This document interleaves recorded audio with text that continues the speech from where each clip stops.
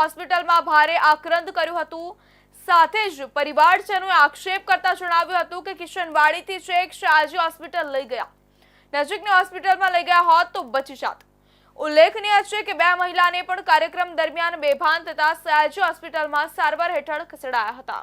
વડોદરામાં વડાપ્રધાન મોદીની મુલાકાત સમયે બંદોબસ્તમાં રહેલ હોમગાર્ડનું ઢળી પડ્યા બાદ મોત નીપજ્યું હતું।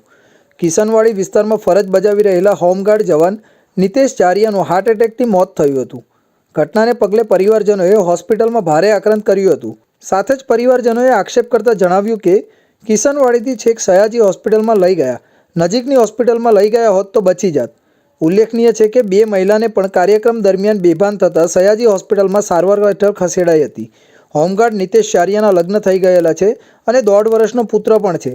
નિતેશ લક્ષ્મીપુરા પોલીસ સ્ટેશનમાં ફરજ બજાવતો હતો। ફરજ દરમિયાન નિતેશને ગભરામણ થતાં ઢળી પડ્યો હતો, જેથી તેને સયાજી હોસ્પિટલમાં લઈ જવાયો હતો। હોમગાર્ડ જવાન લક્ષ્મીપુરા પોલીસ સ્ટેશનમાં ફરજ બજાવતો હતો।